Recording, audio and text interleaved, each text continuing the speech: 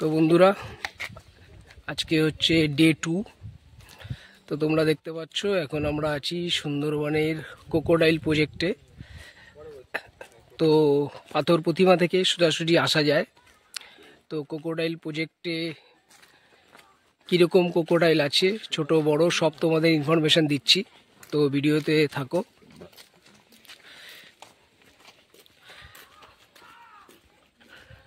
তো এখন সৌরভ ভাই টিকিট কাটতে যাচ্ছে। এই যে টিকিট ঘর, দেখে নাও। এটা একটা ঠাকুর ঘর ক্রোকোডাইল প্রজেক্টের মধ্যে।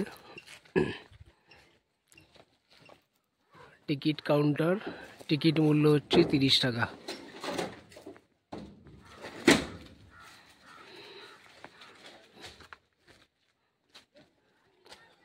কুমির প্রকল্পের মধ্যে কিছু নিয়ম।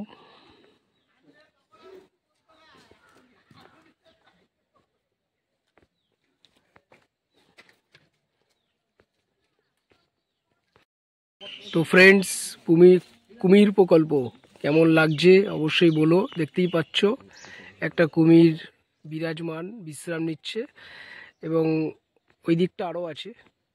তো পুরোটাই হচ্ছে সুরক্ষিত জায়গা, মানে ভয় পাওয়ার কিছু নেই।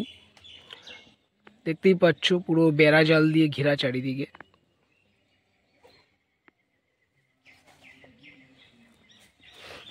তো ওদিকে কি আছে আরও তোমাদেরকে দেখাচ্ছি বিস্তারিত।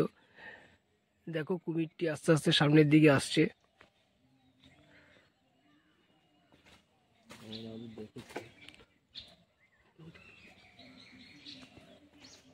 অর্থাৎ মানুষের যে একটা গন্ধ এই ভয়ানক প্রাণীটা অলরেডি পেয়ে গেছে। দেখো আস্তে আস্তে পাড়ের দিকে আসছে।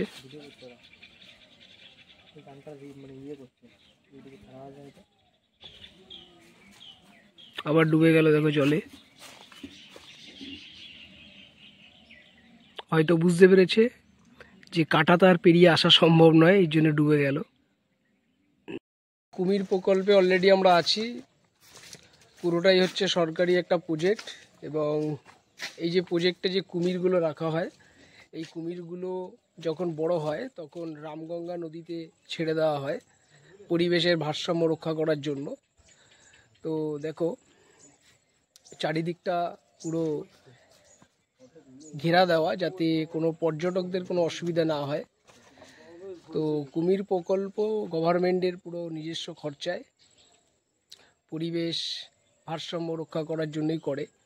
তো আরও কি কুমির এখানে আছে, ছোট থেকে বড় মাঝারি, সেগুলো সব তোমাদের বিস্তারিত জানাচ্ছি।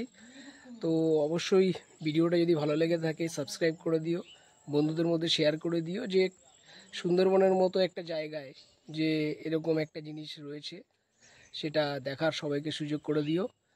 আর তোমরা যদি আসতে চাও অবশ্যই পাথর প্রতিমা নামবে। পাথর প্রতিমা থেকে যে কোনো গাড়ি এখানে চলে আসে কুমির প্রকল্পে। তো এখানে দেখো অনেকগুলো কুমির দেখতেই পাচ্ছ, ছোট ছোট কুমির।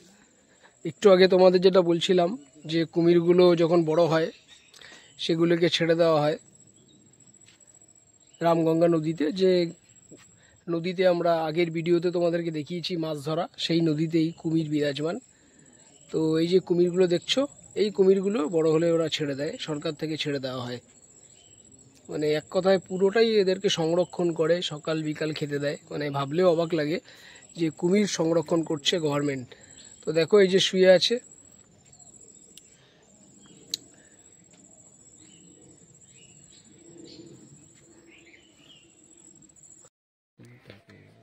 তো কুমির প্রকল্প সব থেকে বড় কুমির আশ্চর্যজনকভাবে দেখো শুয়ে আছে, এবং আমাদের ভাগ্য ভালো যে সরাসরি দেখতে পারলাম। সাধারণত জলের মধ্যেই থাকে, এবং এর আশেপাশের জায়গাটা দেখো যে কতটা একটা গা ছমছমে একটা জায়গা, এবং জলের মাঝখানে দেখো একটা গাছ, এবং এই গাছের ওপরও নাকি কুমির ওই শুয়ে থাকে। এবং ওই দেখো দেখতে পাচ্ছ একটা কুমির বিশ্রাম নিচ্ছে। এবং তোমাদেরকে জানিয়ে রাখি এই যে জায়গাটা, এই জায়গাটা সম্পূর্ণভাবে সুরক্ষিত, কিন্তু একটুখানি খেয়াল রাখতে হবে যখন বাচ্চাদেরকে যদি আনো, অবশ্যই এই রেলিংয়ের ওপর উঠতে দিও না, কারণ চারিদিকেই কুমিরের বসবাস। আর এইমাত্র তোমাদের যেটা দেখালাম, এই যে ভয়ানক দানব যে শুয়ে আছে, এর খপ্পরে পড়লে বাঁচা মুশকিল। তো তোমরা যদি আসো একটু সাবধানতা অবলম্বন করবে, এবং এদের এখানকার সরকারি কর্মচারীরাও আছে। এবং এই জায়গাটা দেখো পিকনিকের জন্য দারুণ জায়গা। তো ডিসেম্বর মাস আর জানুয়ারি মাসে খুব নাকি ভিড় হয়। তো আমরা তো এখন ফেব্রুয়ারি মাসে এসছি, তো তোমাদেরকে দেখালাম।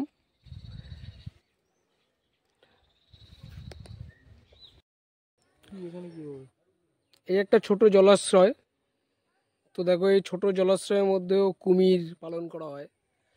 তো পুরোটাই দেখো, পুরোটাই ঘেরা দেওয়া। এটা একটা জলাশ্রয়, এটা একটা জলাশ্রয়। তো সুন্দরবনের মতন একটা জায়গায় সত্যি মানে এরকম একটা গভর্নমেন্টের যে একটা প্রকল্প, সত্যি তুলনীয়। দেখো প্রত্যেকটা জলাশ্রয়ে কিন্তু কুমির বিরাজমান। তো তোমরা যখনই আসবে একটু সাবধানতা অবলম্বন করতে হবে। তো চলো সামনে আরও কী কী আছে দেখাচ্ছি। অলরেডি আমাদের দুজন সামনে চলে গেছে।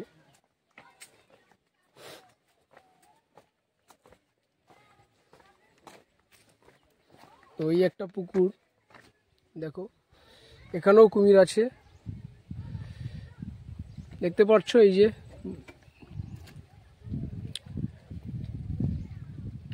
জায়গাটা দেখো কত বড়, তো অনেক বড় এলাকা নিয়ে এই জায়গাটা। তো সৌরভ, কেমন দেখলে কুমির প্রকল্প? কুমির প্রকল্প খুব সুন্দর, এবং এখানে নানা প্রজাতির কুমির আছে, ছোট থেকে বড়।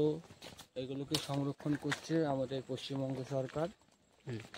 এটাতে খুব ভালো লাগলো যে ভবিষ্যতে যে বিলুপ্ত প্রাণী এগুলো এখন বেশি একটা পাওয়া মুশকিল, সেইগুলোকে সংরক্ষণ করছে। একদম একটা জায়গা দেখে খুব ভালো লাগলো। একদম। আর থ্যাংক ইউ শঙ্করদা এই জায়গা আনার জন্য।